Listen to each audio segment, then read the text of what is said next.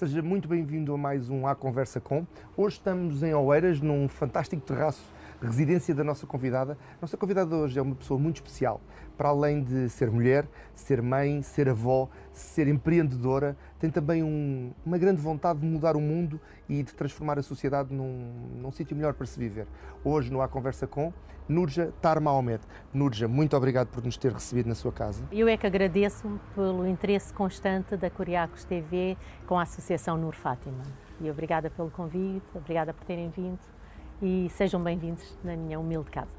É um gosto estar consigo, Nurja. Eu tenho que contar aos nossos espectadores que é um namoro que já vai longo. Nós estamos a tentar fazer este programa já há algum tempo. É verdade. Porque a Nurja esteve connosco já em alguns programas e suscitou-nos uma curiosidade de conhecer. Por detrás da Nur Fátima havia uma mulher que estava a puxar este projeto de voluntariado mais longe. E antes de chegarmos à Nur Fátima, eu quero conhecer um bocadinho mais da Nurja. A Nurja nasce em Moçambique. Nasce em Moçambique, mas antes vou pedir desculpa aos telespectadores por estarmos ambos com óculos, mas eu tenho um problema com a luz, por isso, e também estamos cá fora. Sim, não. Os nossos espectadores gostam de... Gostam. É assumido e está... Porque eu gosto muito de falar olhos nos olhos. Eu sou daquelas pessoas que assumo o que falo. E se calhar já lá chegaremos. Sim. Se calhar o sol, entretanto, põe-se um bocadinho, e nós já conseguimos mostrar os lindos olhos da Nurja. Nurja, Obrigada. Estávamos a falar, nasceu na Beira. Nasci na Beira, Moçambique. Imagino que tenha sido uma infância, eu conheço um bocadinho da Beira, e imagino que tenha sido uma infância fantástica, porque era um sítio brutal para se viver. Nasci na Beira, nasci num seio de família com muito amor. Foi fantástico enquanto vivi lá, vim com 15 anos, antes de 25 de Abril, não é? E a infância foi pautada com muito, muito amor. Sou uma única irmã de 4 irmãos, perdi o meu pai, tinha 5 anos, a minha mãe e a minha avó e os meus irmãos é que me criaram.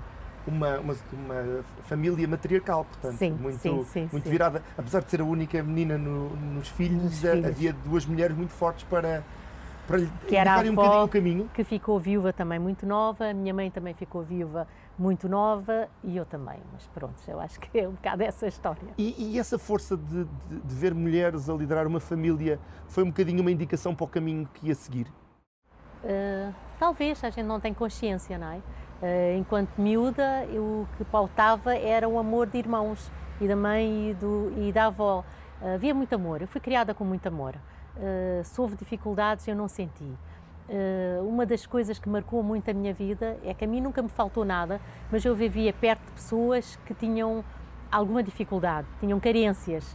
E eu fui muito feliz ao sentir que dentro das casas dessas pessoas com carência existia muito amor e eu fugia para lá.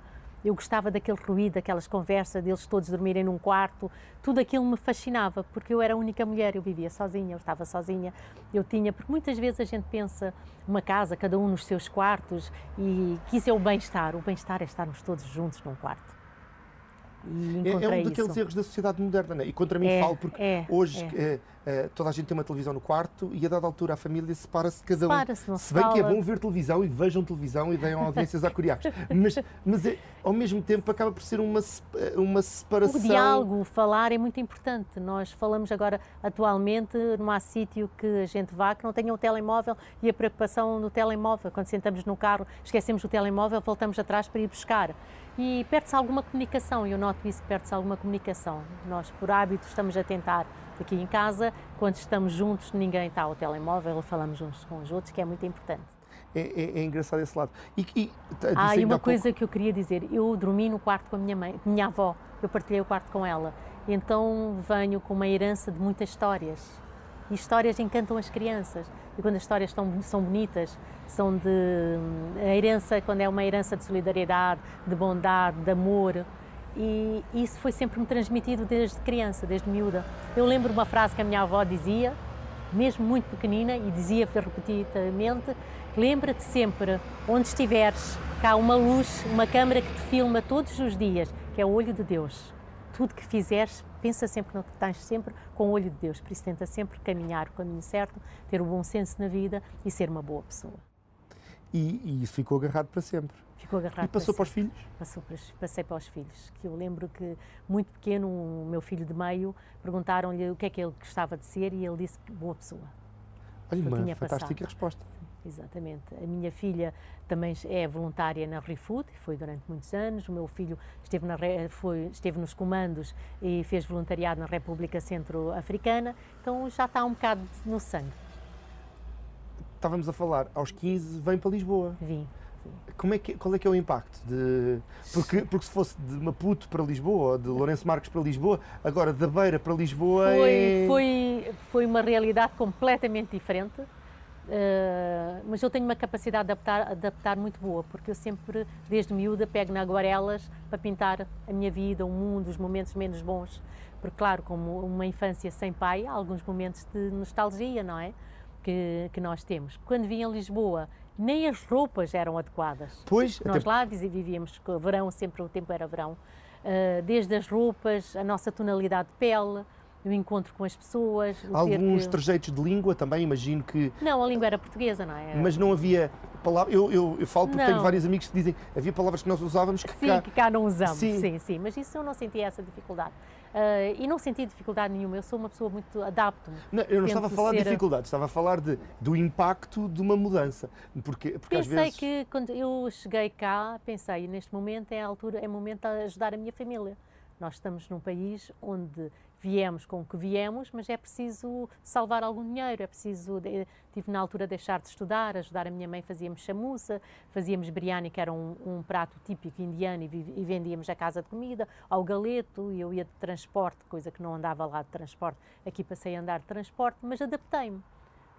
E facilmente a minha natureza adapta-se.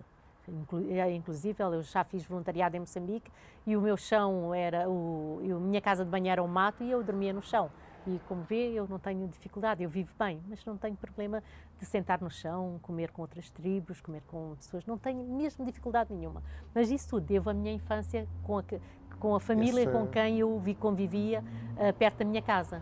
Essa dupla noção de saber o que é que era bom a nível material e o que era bom a nível emocional social. Sim. Juntar os dois mundos, não é? Compreender esse lado acaba por nos fazer uma pessoa inteira. Pois, é isso. Estava a dizer, parou de estudar, mas depois voltou. Depois voltei a estudar, sim. Tirei cá até o 12º ano, depois tirei o curso de cosmetologia e pronto, nunca parei. Eu sou uma pessoa que gosto muito, sou curiosa também. E não paro à descoberta. Para mim o DR não significa nada, desde que eu consiga chegar e saber fazer as coisas. Tenho que contar aos nossos espectadores que há pouco estávamos a falar, antes de começar a entrevista, e estávamos a falar precisamente da lápide que não tem títulos honoríficos, não é? Sim, não diz se é comendador, se foi nada, presidente, se foi... Tem lá o nome e mais nada. Uma das coisas que marcou muito quando vim para Portugal, nós antes de vir para Portugal fizemos a peregrinação à Meca. Era uma forma de nós, aos 15 anos, era uma forma de sairmos de Moçambique sem dar a conhecer que estamos a vir para abandonarmos o país, virmos embora e sair em silêncio, que era necessário naquela altura sair sem silêncio. Até por segurança. Por segurança, principalmente. Então fui a fazer a peregrinação à Meca e o que eu no silêncio observei é que cheguei à Meca, estavam lá todas as cores. O muçulmano tinha todas as cores, o branco, o amarelo, o castanho, o vermelho, todas as cores estavam lá. E estavam todos lado a lado. As vestes de todos eram iguais. As pessoas para entrar para a oração, quem chegava juntava-se a quem já lá está.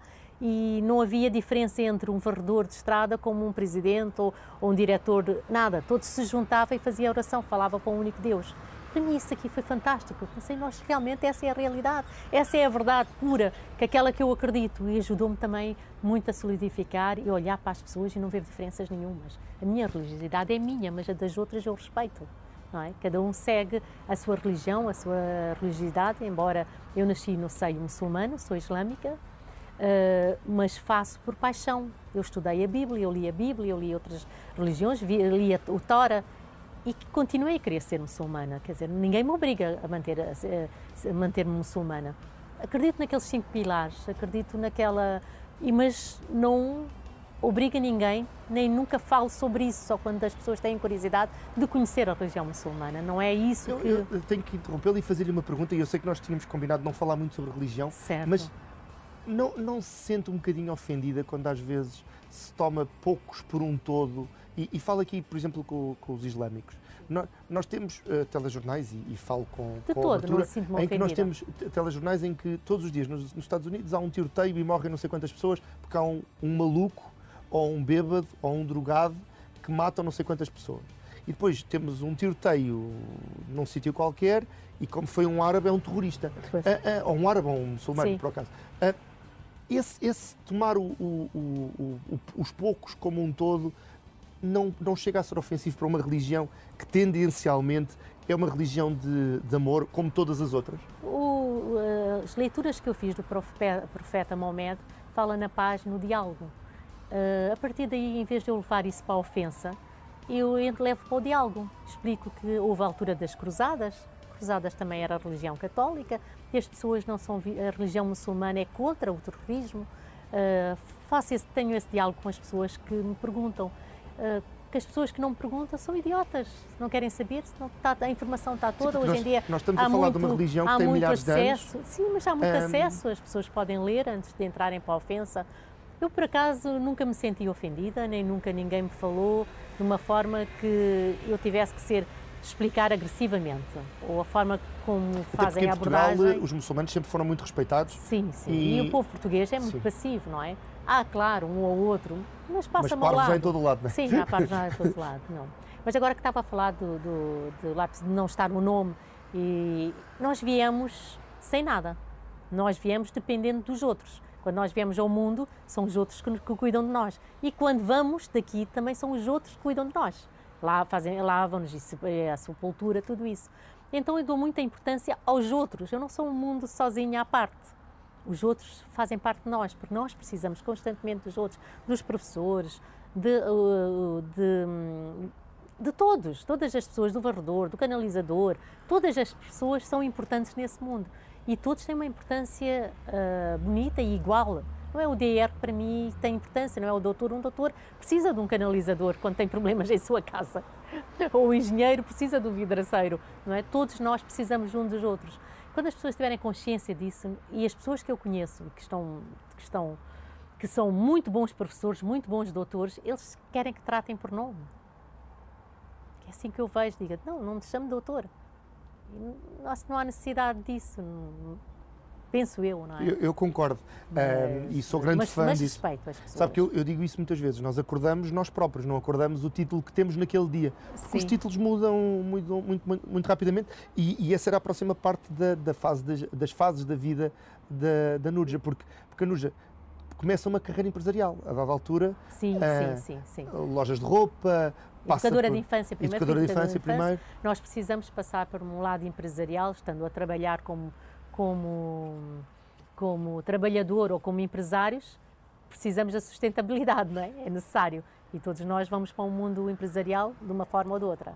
Sim, fui educadora de infância, a seguir a educadora de infância tive duas boutiques. Mas espera aí que eu agora tenho educadora de infância, eu adoro. Crianças, como é que é? Foi muito bonito. Eu na altura não tinha curso de educadora de infância, mas tive uns tempos livres, uma diretora da escola que apostou em mim. Eu estava a acabar de sair do meu primeiro divórcio e precisava trabalhar, não sei, tinha trabalhado sempre com o marido e precisava me sustentar, e fui trabalhar na escola onde os meus filhos ficavam. Foi muito bom, e tinha uma professora que no final do dia ela é que assinava por mim, mas todo o trabalho era feito por mim. Foi uma experiência espetacular. Tem esse encanto, né? Trabalhar com crianças é adorável. É adorável. Porque as crianças enchem-nos de alegria. Sim, mas por outro lado também nos enchem de ruído e... Não, eu não sentia, porque foi um momento muito gratificante.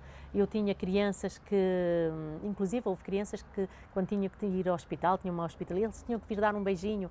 Há pequenas grandes coisas que as crianças me davam, que me preenchiam o dia, porque naquela altura eu precisava desse riso, esse carinho extra, tudo que fazia, dar de comer a eles na boca, para eles no final acabarem o prato do almoço, tudo isso era gratificante para mim. Como disse, eu nunca senti dificuldades em nenhuma tarefa que fiz na minha vida, nunca senti dificuldade. E daí para o primeiro negócio a tempo inteiro? Porque nós trabalhávamos das 9 às 2, tinha a tarde livre, e queria preencher a tarde, e comecei por vender, ir buscar roupa nos caches. Os caches era na altura assim que funcionava, ia buscar roupa e vendia em embaixadas, aos amigos e tudo, e facilmente vi que o mundo da moda e o mundo de negócio era muito fácil. Tudo que eu comprava, eu vendia. Eu comprava na altura 1000 escudos e vendia 2000 escudos, porque na altura as coisas tinham uma margem muito, muito grande, que hoje não tem. E aquilo disse, oh meu Deus, eu consigo facilmente sustentar a minha família e isso é muito bom, vou conseguir ter uma sustentabilidade e tudo. E pouco tempo depois abri uma boutique com uma sócia e 2 meses, 3 meses depois abri uma segunda na melhor rua de Algés, que abri a segunda boutique. E tive aí vários anos a boutique, vestia TVI também. Sempre fui muito audaz, sempre conseguia facilmente chegar às pessoas. E lembro de uma frase que uma cunhada dizia, ela tudo que faz transforma uma borracha em uma pepita de ouro. E assim foi a minha vida, sempre consegui ter muita sorte. E o que é que lembra desses tempos de moda? Fica uma só, porque eu sei que a seguir vamos para a cosmética e para o fitness. Sim, mas no tempo de modas foi numa altura em que eu trabalhava, em que as pessoas usavam muito roupas à medida. Eu tinha os centímetros todos das saias, das calças, das camisas, dos ombros, porque as pessoas que eram os meus clientes eram pessoas que não tinham tempo de ir à procura da moda, mas confiavam no meu gosto. Então, eram doutores, engenheiras, que faziam muitos congressos, tinham que ir para fora e só diziam, olha, Núrgia, eu tenho, segunda-feira tenho um dia livre, terça-feira tenho um congresso, quarta-feira, e eu fazia o agendamento da roupa diária, desde o cinto, o sapato, as calças, a roupa toda. Então, nos dias de hoje isso já não é uma boutique, é quase um fashion advisor, um hoje assistente. mas naquela altura eu funcionava como agora se chama fashion advisor. Não, altura. Porque acaba por ser um serviço, mais do que a venda do produto, não é? É o serviço de garantir. Eu gostava, para mim era muito gratificante elas chegarem a mostrarem as fotografias, dizerem que estavam giras e na altura seguinte que tinham que viajar ou qualquer coisinha, telefonavam e eu tinha as medidas das minhas clientes. E eu não me surpreendo, porque do que eu conheço da Núrgia e da preparação que fizemos, há aqui uma paixão pelo detalhe. E nota-se na decoração da casa, nota-se no próprio look da Núrgia, mas eu acredito Obrigada. que isso possa ter até a ver com outras coisas, porque voltamos à tal questão de preocuparmos-nos com os outros. Quando a Núrgia quer que a sua cliente esteja o mais bonita ou mais bem vestida possível, não é só pela questão de não é? De cada um também. Também é uma maneira de agradar aos outros, tentar puxar pelo melhor que o outro tem, não é? Porque eu sempre observei muitos rostos, muitas cores. E vi neles todos, com olhos de Deus, que todos são bonitos. Porque aquilo é obra de Deus, não é? Há que só, em alguns momentos, nós vermos o que é que há de melhor, puxá-lo para cima e disfarçar, lapidado. Mas todas as pessoas, eu gostava muito de ver a transformação das pessoas e sempre o fiz na vida das pessoas. E sempre percebi muito cedo que é muito importante, se eu estiver bem, eu mesmo na rua, eu vou bem. Ponho um colete para não chocar as minhas roupas, não é? Que é para estar mais próximo das pessoas. Isto é uma informação divina. Não, eu sempre isto é uma inspiração divina, isto é Deus a falar connosco. Não, é o fantástico de estarmos em exterior, é esse lado. Sim, mas eu acredito que são mensagens. Eu muitas das vezes quando estou, por exemplo, nós fechamos a água da torneira e de repente vejo a correr, eu digo, é um anjo que quer dizer qualquer coisa, alguém está aqui comigo. Eu acredito que não estou sozinha, eu estou aqui e está aqui alguém a ouvir. Acredito nos anjos, nas presenças dos anjos no braço direito, no braço esquerdo, aliás, nos ombros. Eu acredito em muitas coisas, eu sorrio muito sozinha. Eu vou a caminhar, eu rezo imenso, não é? Quando estou nos dias em que não sei como é que vai acontecer e como tenho que ir preparar alguma coisa mais, falo com Deus, até inclusive na roupa que vou vestir. Pergunto a Deus, o que é que acha que me ficaria bem? E eu sinto-me inspirada por Ele. É incrível, mas isso é de cada um. Mas é uma verdade que é a primeira vez que eu digo em público. Mas eu, quando estou a sair para algum lado, falo com Ele. Peço, e muitas vezes estou para tirar uma coisa e aquilo não funciona, estou para tirar outra, aquilo não funciona, eu digo, não, então é para não mexer, é para procurar outra. E sempre depois vou e vejo que funcionou, foi fantástico. Mas essa inspiração vem de confiança, não é? Vem da espiritualidade, existe a religiosidade. Mas é porque há um retorno. Se fizesse e não acontecesse nada, sim, tem que haver uma retribuição, uma conexão que tenha tido frutos. Daí vem essa confiança. Certo, e quando não tenho frutos, é algum sinal que algo está errado. Não, que mais à frente, eu lembro-me quando eu tenho um acidente, eu bato com o carro. Há pessoas que dizem, mas como é que aconteceu? Eu disse, não, isso salvou-me de alguma coisa mais à frente, está-me a tirar.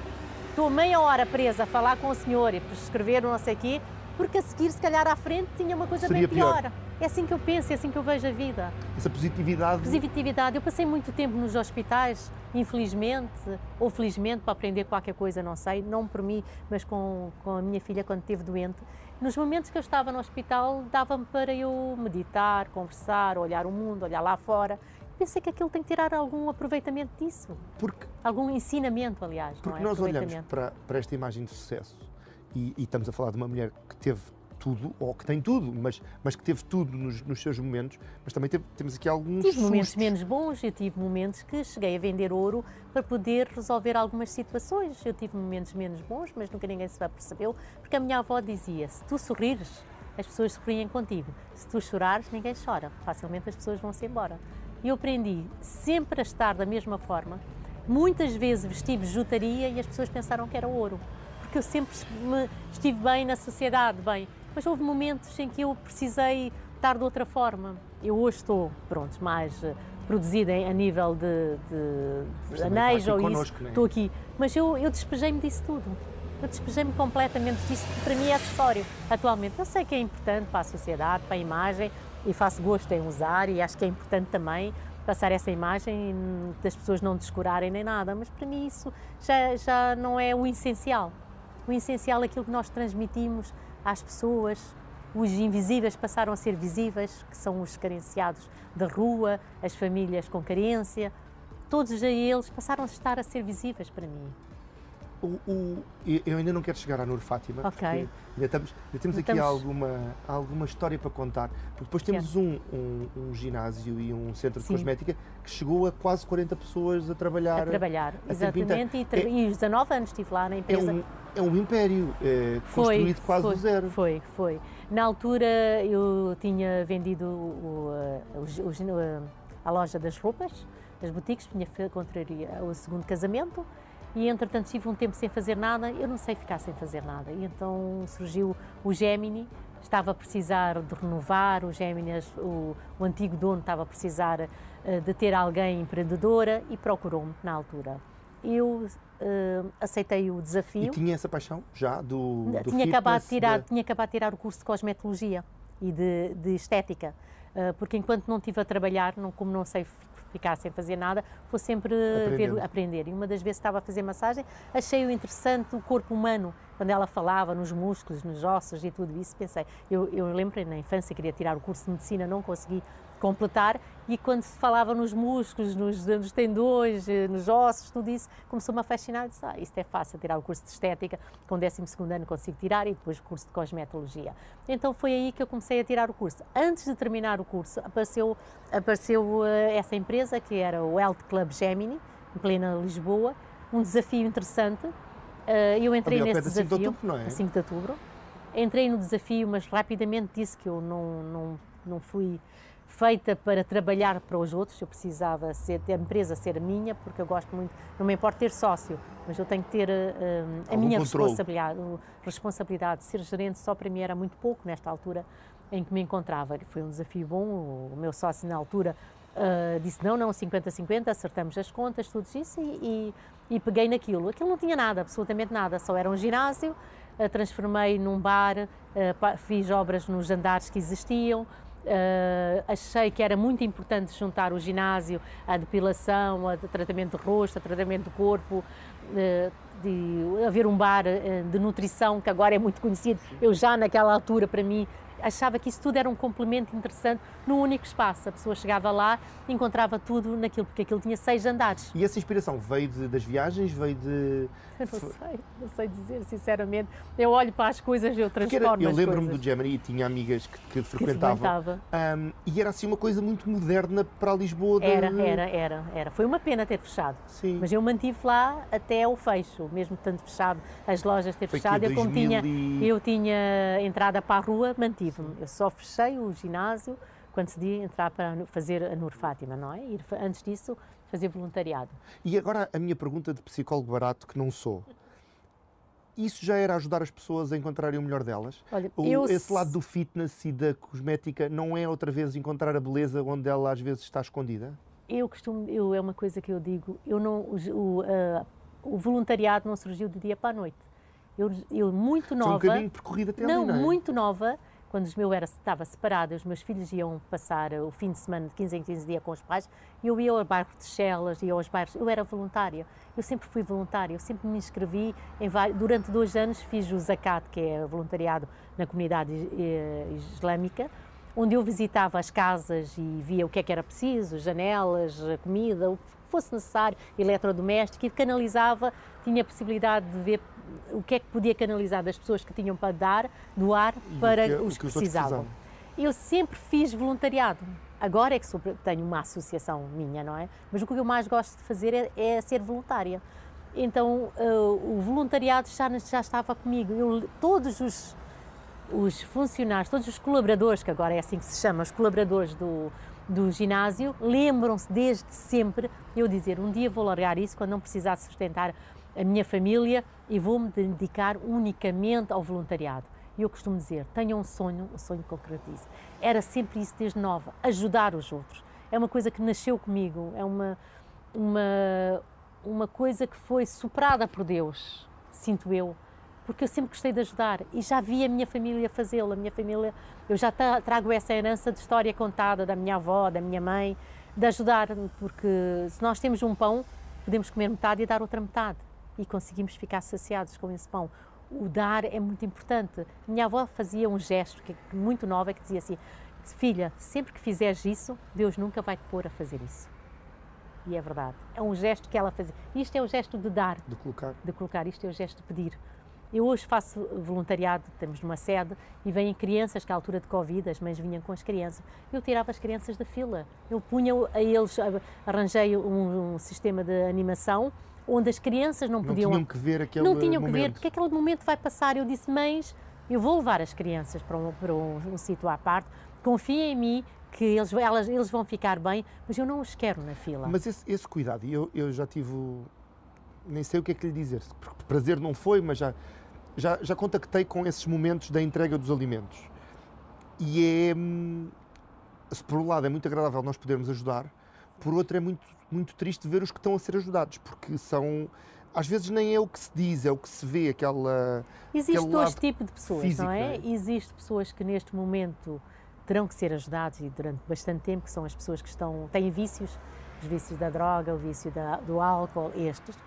Existe outro que a sustentabilidade por causa do Covid, que são os de fome envergonhada que vieram para a rua. E vejo neste momento, lá na associação, na nossa sede, pessoas mais velhas da idade da minha mãe.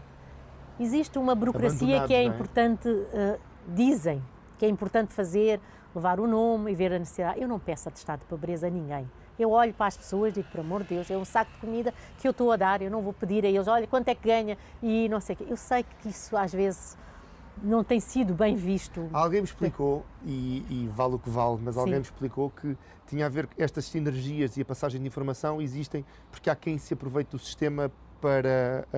Mas eu tento sensibilizar essas pessoas, mas eu já vi... ao mesmo tempo, se a pessoa está ali a pedir é porque... É um prato de comida. É porque precisa, não é? É comida porque precisa. Ninguém quer viver de... Acho eu. Que ninguém quer viver de... Eu tive pessoas, e é verdade, e os voluntários dizem, oh, Núria, aquele senhor veio de carro. Mas nós não sabemos se o carro ainda ele está a pagar ou não, comprou o carro naquela altura, porque houve uma altura que toda a gente tinha coisas, tinha cartões, gastou cartões demais. Aquela comida, possivelmente... Eu não posso fazer um julgamento precipitado. O que eu posso é ir ter com essa pessoa e dizer, olha, quando você estiver bem, eu sei que neste momento se calhar está a passar uma fase menos boa, quando estiver bem, não tire as vezes das pessoas que estão... É assim que eu falo com eles, é assim que existe, é passar a mensagem à pessoa, e vejo muitos deles que agora não estão na fila, passam por lá e percebem que isto é para quem mais precisa. Não, houve uma altura toda a gente... E já tive a sorte de ter algum que tenha dado a volta e que agora ajude? Que tenha sido ajudado e que agora... Há muitas pessoas que querem ser voluntários. E esse é brutal, não é? É brutal. Nós já tiramos pessoas, já demos empregos, já houve pessoas que têm casa. Sim, tem havido, nestes 6 anos, já estamos a falar há do Fátima, muitas histórias a contar. A conversa veio para aqui. Há aqui um momento, e eu disse-lhe que o meu objetivo não é pôr ninguém a chorar. Mas pronto, queria falar, eu não queria falar, eu queria que nós ginásio. percebêssemos que a dada altura... Como é que eu fiz? A Núria estava no topo, com um ginásio com quase 40 funcionários, tudo a correr bem, 3 filhos magníficos. Magníficos, um engenheiro, o outro estava a estudar medicina, mas tirou o curso, e outro foi para os comandos e hoje é piloto. Muito bem. E o chão desaba debaixo dos seus pés. Cheguei a casa um dia. Uma das mulheres da sua vida desapareceu. Exatamente. Foi a minha mãe. Porque é um bocado isso, não é? Porque Foi. eu imagino, e do que nós já conversámos, há aqui esta figura matriarcal da mãe e da avó. Da avó. Eu acho que a avó, nós estamos preparados, porque a avó. Agora, a mãe é sempre uma... Antes da minha mãe falecer, o pai do meu filho faleceu. Mexeu um bocadinho comigo. Imagino. Depois faleceu a minha mãe, mas já antes da minha mãe falecer, eu sempre pensava, eu não vim para o mundo só para estar nos grandes hotéis, nos bons restaurantes, viver bem e vestir bem. Então, mas qual é o meu contributo? Eu, muito nova, eu li a história de Teresa de Calcutá, li a história do nosso profeta Maomé, li a história de Jesus na Bíblia e também no Alcorão, li a história de Mandela e sempre percebi que em todas as épocas tinham passado por aqui grandes homens. Eles estavam a deixar uma mensagem e essa mensagem para mim não caiu no saco roto e essa mensagem para mim estava latente. Eu achei, eu fui privilegiada de um lado, mas eu tenho que doar, porque em excesso, tudo em excesso faz mal. Eu tinha amor em excesso, tinha tudo o resto e os outros que existem. Eu tenho que começar a esvaziar-me um bocado para poder ver, porque senão depois passamos a ser uma pessoa arrogante, passamos a ser uma pessoa que o topo é o céu e que somos capazes de tudo. Isso não é agradável, isso para mim não estava a ser agradável, eu precisava despejar-me disso tudo. Quando a minha mãe faleceu, e já antes fazia voluntariado,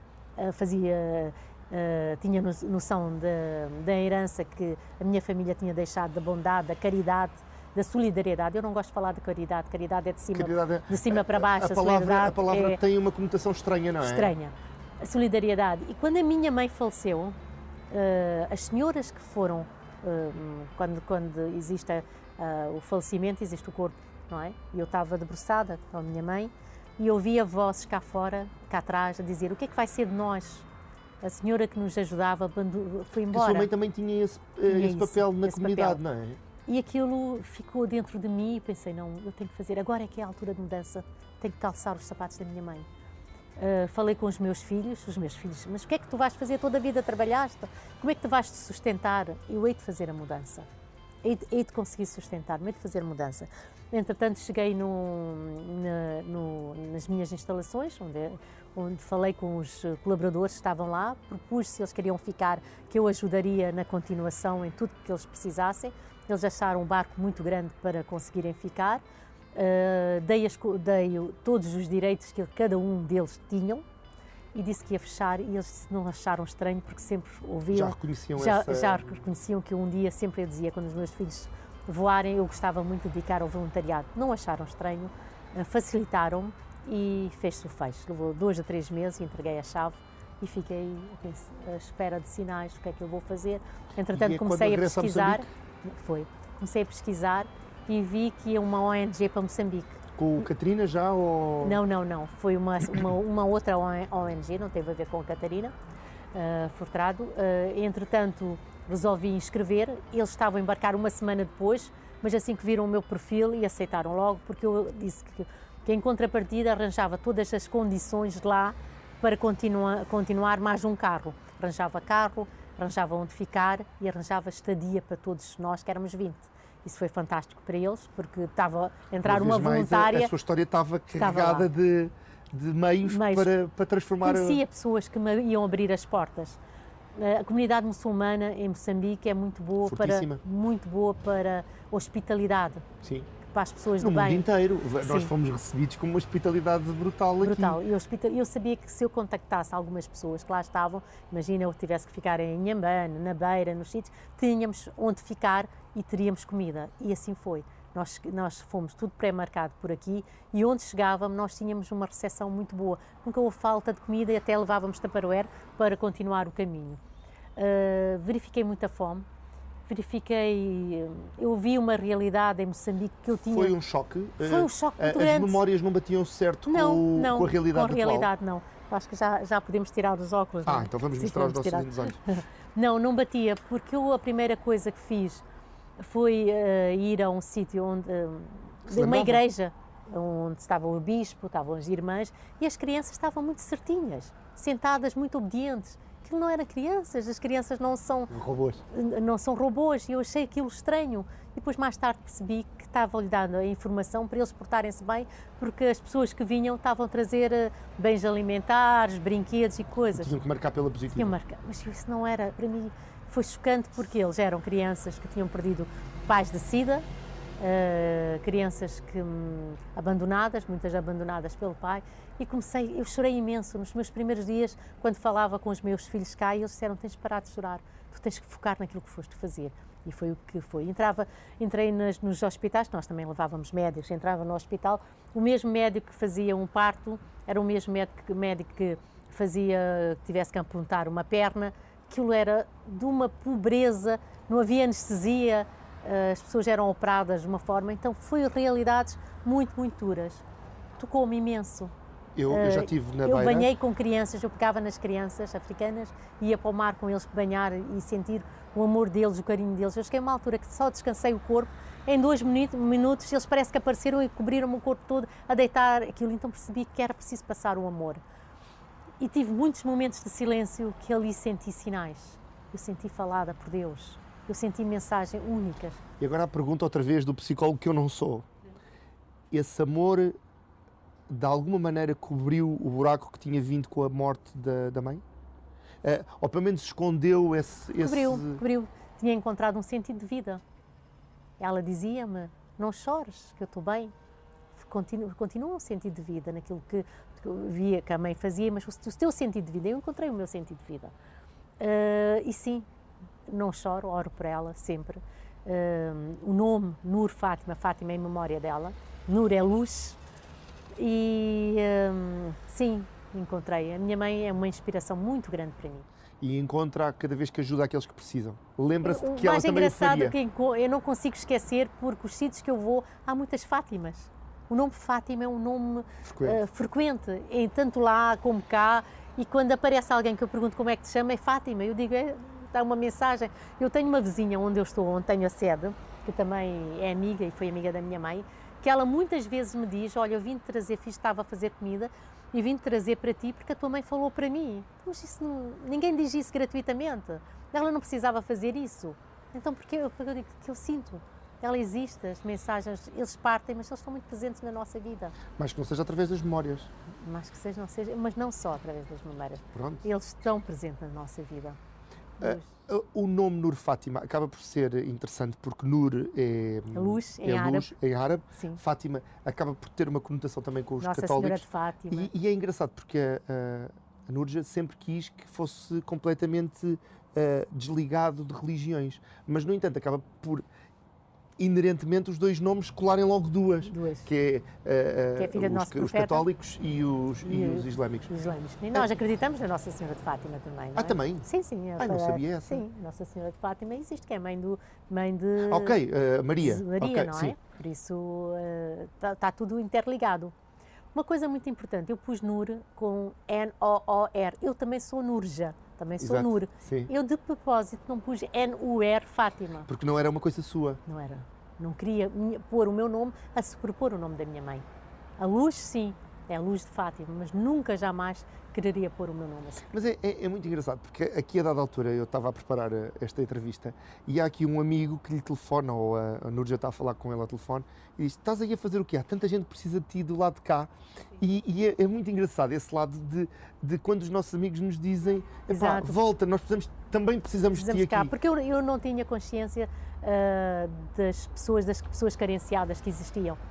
Quando eu vim para Portugal era para voltar outra vez para Camboja. Não é? Sim, Estava-me a dizer há bocado, e é mesmo verdade, esconde-se muito a necessidade que se passa. Mas não existe também os sem-abrigos. As pessoas em situação sem-abrigo são muitos. E foi quando eu comecei a ir à procura deles. No princípio, caí de paraquedas. No princípio, o meu carro era um Mercedes descapotável. Eles diziam: mas o que é que essa senhora vem cá fazer na rua? Eu, pronto, sabe que eu fazia recolha de desperdício alimentar, tinha caixas individuais de sandes, de bolos, de tudo que ia recebendo individual, com higienização, com amor e aquilo que eles tinham direito, com dignidade para dar a eles. Mas eles, num princípio, pensavam, mas ela vai fazer um dia, se calhar depois nunca mais aparece. Cansa-se. Eu comecei numa quinta-feira, todas as quintas-feiras fazia, depois passou a ser sexta, depois passou a ser sábado, os voluntários foram começando a aparecer, que Facebook é uma ferramenta muito importante, e hoje fazemos todos os dias a rua. Quando a rua está a andar sozinha, com os coordenadores que tomam conta da rua, o meu papel é só arranjar forma de não só ir desperdício alimentar, mas fazer chegar sopa quente e comida quente e a fruta e água. Ir tudo embalado em caixinhas fechadas e chegar quentinho e com uma colher para eles na rua. Isso tudo já está a funcionar. Pensei, agora não estou a fazer nada. Ok, então aparece a sede. Na sede começo a dar a famílias. Na famílias eu dou o arroz, o óleo, o azeite, tudo que é bem essencial para a sua casa. E assim tem estado a crescer. Temos sido também, estivemos na linha da frente do Covid, estivemos com as câmaras solidárias. Eu queria fazer uma pausa, porque o Covid acaba por ser um momento importantíssimo também para a relevância da associação. A associação já existia, mas no Covid vocês fazem uma parceria com a Câmara Municipal de Lisboa. E depois e juntamos uma coisa que estava difícil fazer é que nós muitas vezes quando estávamos na rua juntava-se algumas associações, que era a Casa, a Comunidade Vida e Paz e tudo, e não havia diálogo, por mais que nós tentássemos, olha, vocês estão aqui, vou deixar ficar e vocês dão nesta zona, nós vamos noutra zona, não havia. É para ajudar às vezes à burocracia, não é?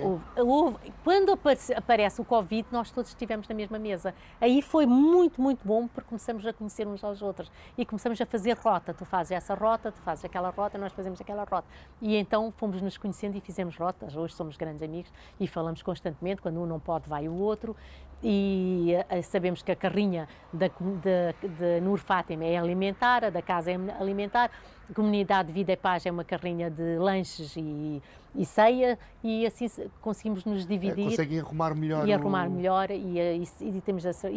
a Câmara também foi um grande apoio, tanto para nós. Não é? Quando o Estado, que deveria ter este papel, digo eu, sim. E teve. Pede ajuda às associações, acaba por ser um reconhecimento do que vocês estão a fazer, está bem feito, não é? Porque na altura era muito importante tirá-los da rua e colocá-los com Covid, colocá-los num sítio, aí se abriu 4 centros de abrigo e que foi muito importante também o papel das associações. Eu ouvia a falar que processos que tiveram que ser ensinados, higiene, cuidados de os voluntários, de Covid, houve um montão de coisas que tiveram que ser feitas e adaptadas por causa do Covid. É verdade. A primeira vez, quando em março de 2020, não foi? Sim. Primeiro Covid, em que toda a gente estava assustada e toda a gente tem família, as pessoas mais velhas, outros com pessoas em casa debilitadas e que não poderiam fazer voluntariado. E calha uma realidade em que eu não sabia quais são os voluntários que iriam fazer voluntariado. E achei que o primeiro papel era dizer, pronto, vamos parar o voluntariado, isso numa quinta-feira, vamos parar o voluntariado porque o Covid é uma realidade e teremos que proteger-nos a nós e as famílias. E toda a gente obrigada pela compreensão, etc. Aquela noite eu durmo pensando que iria parar o voluntariado. Aparece mais uma vez uma mensagem de Deus. Agora que eles precisam, é que tu vais parar o voluntariado? Então, qual é o teu papel? É quando agora que eles precisam... É só quando é fácil? É quando é fácil. Eu de manhã, quando acordam, escrevo no grupo. Eu compreendo o papel de cada um, mas eu vou para a linha da frente. Eu não consigo, e tive esse sonho, não consigo estar insensível a essa realidade e ponho-me à linha da frente, mesmo sabendo que tenho uma filha com problemas que poderia ser problemática, exposta a essa realidade, mas já falei com a minha família, ela vai para a casa dela e eu sacrifiquei a não estar com a minha família, mas estar na linha da frente. Uma data de voluntários assumiram esse papel. E a lei abriu-se inclusivamente para que pudessem continuar. Vocês tinham um regime de exceção, não é? Não, assumiu esse papel muitos dos voluntários que depois fecharam os cabeleireiros, os restaurantes e estiveram de 8 em 8 horas nos centros de abrigos a dar-lhes banho, mudar de fralda e ensinar a higiene e dar-lhes de comer. De 8 em 8 horas. Foi muito importante o papel da Nur Fátima, juntamente com outras associações. Não quero nunca desassociar das outras associações e falar só sobre a Nur Fátima. A sua realidade? Conheço a minha realidade e durante aqueles meses todos estivemos na Interajuda. Hoje essas pessoas que estiveram no centro de abrigo, muitos deles já têm a casa, depois começou a existir um movimento a crescer com a casa, a Câmara também tem um papel fundamental, ainda tem, começaram a vir, o Exército também teve um papel muito importante de vários sítios onde puderam ajudar, estivemos a Interajudar a dar sacos de comida. Então houve um grupo de pessoas que ajudou que a realidade tornasse menos dolorosa e a fome fosse ajudada, as pessoas da rua e as pessoas daquilo. Quando as pessoas falam da Câmara não ajudou e a Câmara não sei o quê, não é verdade. Eles tiveram um papel muito importante, também ajudaram, nós também ajudamos. Eles ajudaram algumas empresas durante algum tempo, depois fomos outra vez postas por nossa conta e hoje estamos por nossa conta na rua, mas temos conseguido chegar com as doações que vamos recebendo e tudo o resto. Então o Covid teve esse aspecto negativo da doença, obviamente, mas também criou ali uma onda de solidariedade que tem que ser surfada, ou seja, houve pessoas que descobriram este gosto da solidariedade que se calhar vão-se agarrar isto para a frente? É verdade, eu acredito nisso e não só houve. Eu hoje, quando vou para a rua, se for, por exemplo, se eu estiver fazendo, nós fazemos a zona de Lisboa, Odivelas e Alfornelos. Eu, por exemplo, se às 6 da tarde eu vou para a zona de Lisboa e passo pela rua onde vive a minha filha, que é na Rua dos Douradores, está lá uma igreja, todos os carenciados que nós apanhamos às 8h30 da noite, às 9, estão lá à espera para comer. Existem vários pontos onde eles às 6 já começam a comer uma sopa, às 7 têm outras carrinhas a passar, às 8 têm outras, e vejo que a fome neste momento não é uma realidade da rua. A coisa acalmou? As coisas acalmou, porque existe condições para essas pessoas e estão a ser ajudadas. Mas a Núrgia falou-me de um outro problema, que é na sede estamos a ajudar famílias. Famílias, sim. E eu conheço de outras praias que essa coisa da pobreza encapotada, de pessoas que eram empresários, pessoas que... Olha, sim, não vou mais longe. É verdade, o meu filho estava nos comandos e tinha pessoas, e tinha a minha nora que é da TAP, e todos eles precisavam, tinham colegas que precisaram ser ajudados e eles tornaram-se alguns voluntários. E essa situação já estabilizou? Já estabilizou. Nas famílias já... Na altura vieram muitos deles ser voluntários e levavam para as famílias. A Nur Fátima era tipo um povo. Vinha um voluntário e levava 10 sacos ou 15 sacos, o que for necessário, porque na zona ou amigos deles precisavam. O meu filho levava porque os amigos deles, não sei o quê, precisavam. A minha nora, a mesma coisa. Amigos dos amigos, a mesma coisa. E foi assim que chegava a todos. Mas naquela altura não só nós ajudávamos, como nós estávamos a ser ajudados. Claro. Muitas empresas, na altura, tinham que escoar material, porque as coisas têm prazo de validade. E a Nur Fátima era também uma associação já reconhecida, e faziam chegar a nós o arroz, o óleo, os alimentos para que pudéssemos chegar. Nós tínhamos também... Qual é que foi o recorde de quilos ou de refeições servidas? Sabemos? Olha, nós tínhamos na associação 200 famílias que ajudávamos diariamente. Tínhamos as juntas de freguesia que estavam a ser ajudadas, 600 almoços. Pequenos almoços e jantar. Já têm cozinha e essas coisas todas? Sim, a Nur Fátima tem prestadores de serviços que fazem para nós e várias cozinhas. Nós, neste momento, estamos com refugiados do Afeganistão. Okay. Fomos chamados pela Câmara porque os refugiados têm uma comida própria. Eles estavam a ser ajudados pela Santa Casa de Misericórdia, exato, e o que é que acontece? Eles não gostavam daquela comida. Exato. E perguntaram se nós tínhamos capacidade. E eu furro tudo. E disse que sim. Fui ter com eles, perguntei que tipo de comida querem, o que querem. Eu facilmente consegui chegar a falar com eles. Uns falam inglês, outros falam urdu, outros falam hindi, eu também falo bem. E perguntei que tipo de comida. Hoje até aquele batido de iogurte, que é o chás ou lassi, iogurte líquido que eles bebem, sim. Até isso eles recebem todos os dias. E tentamos chegar, e chega a comida, a refeição da terra deles, daqueles que eles estão habituados. E sentem-se em casa. E sentem-se em casa. Não é? E roupas, e hoje por acaso até ia mandar um e-mail à Câmara de Lisboa, porque entretanto fui contactada por um senhor que tem uma casa de óculos e quer, se precisar, ver a vista deles e oferecer óculos. As coisas fluem de uma maneira... Esse senhor.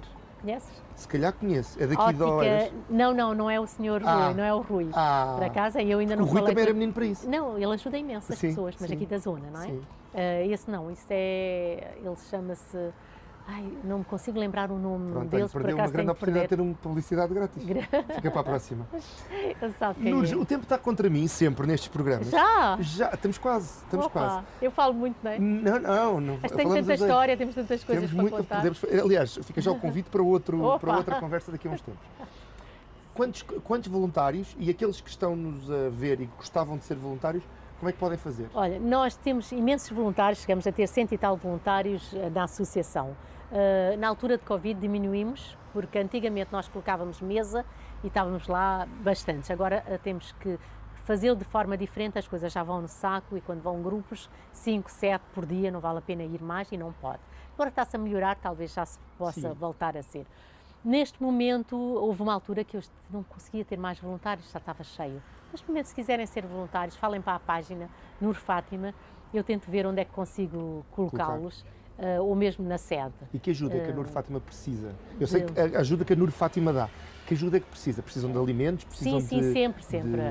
Para a sede precisamos de alimentos como o óleo, o arroz, a massa, o atum, tudo que a nossa despensa precisa para as famílias. Na rua temos o NIB, que se colocar lá, nós todos os dias pagamos a refeição que vai para a rua, a sopa pagamos 50 cêntimos, a refeição pagamos 1,20, 1,50. Pode ajudar dessa forma, fazendo chegar o donativo em dinheiro, se confiar em nós, claro, e nós pagamos as refeições semanalmente, até podemos dizer aonde o pagamos e se quiserem pagar diretamente as cozinhas que são feitas, também o podem fazer. É muito transparente a nossa associação. Daí também essa ligação à Câmara de Lisboa e à... Sim, muito transparente, inclusive com os voluntários. Jamais eu deixaria manchar o nome da minha mãe, que é Fátima, não é? E também temos tido dadores muito bons. Os voluntários, que é muito importante salientar, gastam o seu carro, a sua gasolina, o seu tempo. Eles não recebem absolutamente nada, entretanto, gasóleo. Se houver alguma empresa, acho que sim, isso é que era o mais importante, que pudesse dar um vale para a gasolina ou gasóleo do carro deles, era um bem-aja muito grande. Era excelente. Era um presente que eu poderia dar a eles, que nunca até hoje, nestes 6 anos, lhes foi dado. Nem lhes foi pedido, eles não me pedem, mas acho que era muito importante porque eu também vi que alguns voluntários gostavam de continuar a ser voluntários, mas têm dificuldade de pagar a gasóleo, porque passar por Lisboa todo a distribuir alimentos uma vez por semana tem um custo, não é? Imagino que sim. E se a Shell ou Galp ou que pessoas individual que conseguir fazer um vale de combustível é muito, muito bem-vindo. Núrgia, o tempo está contra mim, faltam 2 perguntas e estas eu faço a todos os convidados. Portanto, a primeira tem a ver com, daqui a 2 ou 3 anos, convida-me outra vez para vir a este fantástico terraço, ou então fazemos lá dentro naquela parede muito bonita. O que é que me vai contar de novo? Daqui a 2 anos, o meu sonho, foi sempre desde o início, é ter um espaço grande, onde tenha sempre uma mesa, onde qualquer pessoa que entre tenha uma sopa e uma comida quente, uma fruta e uma água, em que não tenha que ter horas e que não tenha que ser pedido se precisa. Uma sede vocacionada para... Eu gostava muito de conseguir atingir isso, não é fácil, porque tanto as câmaras e as juntas constantemente a dizer isso não é a melhor forma, porque as pessoas vão lá e aproveitam-se. Mas comer uma sopa, o que aproveitamento podem fazer de uma sopa? Vão deixar de comer lá em casa para ir comer lá? Eu ter condições de poder dar sopa às pessoas que não podem e às pessoas que podem e simplesmente querem lá ir comer sopa. E eu tenho a certeza que aqueles que podem ir comer, que podem e não precisam de ir comer sopa, mas se eu tiver lá uma caixinha e disser pode pagar a sopa ao outro, eles vão lá colocar a moedinha. É primeiro deixá-los vir e depois sensibilizar que quem tem, dá. Quem não tem, pode tirar. À vontade. Acho que é uma excelente resposta. E eu gostava imenso, eu tenho um sonho e tenho concretizado muitos sonhos. Por acaso vejo um espaço, visualizo um espaço enorme, onde tenho a parte de cima o escritório, em que o horário não seja só das 3 às 6, seja de manhã, que haja voluntários que possam ter turnos e poderem servir à hora do almoço, à hora do lanche. Penso que isso vai conseguir. Claro que sim. Estou muito próximo disso acontecer. Gosto disso. A última pergunta, este programa chama-se A Conversa Com. Se a Núrgia pudesse escolher qualquer pessoa para ter uma conversa como esta que estamos a ter aqui agora, no seu fantástico terraço, pode ser uma personagem real, fictícia, histórica, com quem é que gostava de ter uma conversa destas, de 1 hora? O Papa. A sério? A sério. Gostava de ter o Papa aqui. Está a ver? E sou muçulmana, então Não, chamo o Papa. Porque acho que é a primeira vez que já tivemos o Dalai Lama, já tivemos... Conversa que eu não tenho facilidade em ter conversa com qualquer líder islâmico da mesquita, Obviamente. não tenho tido problemas. O o Maulana Rizwan, que é de Palmela, que nos deu o espaço que nós temos em Alfornelos, o Sheikh Munir e os sheikhs das outras mesquitas, não tenho dificuldade. Ter uma conversa com o Papa, porque eu tenho. Ele vem cá em agosto. Sabe, porque eu fui-o receber em Fátima, por acaso, quando ele veio da outra vez, tivemos em Fátima e o vi passar bem perto de nós e parou em frente de mim. Quando eu digo porquê? Porque a associação tem pessoas, tem a Igreja Adventista, Igreja Evangélica, Igreja Cristã, Igreja Maná, hindus não tenho ainda, é o que me falta, ismaelita, muçulmanos, sem credos, sem religiões, tem todos esses. E nós falamos muitas vezes, quando nós falamos num único Deus, ou falamos num universo, falamos... Claro que sim. Não é? É a conversa, e temos muitas vezes, falamos muito da bondade da Teresa de Calcutá, falamos do Mandela, falamos de Jesus, falamos de Maomé, conforme aparecer à frente a nós o tema. É muito bonito porque nós tivemos agora no sábado um jantar de voluntários e foi de uma luz aquele jantar, de uma harmonia, de um amor, estava toda a gente feliz. Isso foi fantástico, ter conseguido fazer isso e ter conseguido isso. Eu olhava para todos com alegria e eles olhavam uns para os outros com alegria. É bom dar, não é? É bom dar. Nós costumamos dizer, há uma frase que é Nur Fátima, uma frase não, uma das coisas que falamos, existe um tacho enorme, muito grande, em que e há uma colher muito, muito grande. A ideia não é a colher ser pequena, é comermos nós, é a colher grande e dar aquela colher grande, dar a outro e assim sucessivamente. É doarmos uns aos outros, porque ao doarmos também estamos a receber. Olha, uma ótima frase para terminar, Núria. Nós vamos continuar a conversar, mas eu tenho que me despedir dos telespectadores porque esta conversa termina. Para a semana voltaremos com outro convidado que seja pelo menos tão interessante como a Núria, o que vai ser difícil. Voltaremos para estar consigo. Acompanhe-nos nas redes sociais em Curiacos TV, sabendo mais do que se passa à frente e por detrás das câmaras. Siga-nos no Instagram, siga-nos no YouTube, vá ao Facebook e siga-nos a nós e à Nur Fátima e teremos todo o prazer de voltar para a semana com mais uma conversa com. Volte connosco.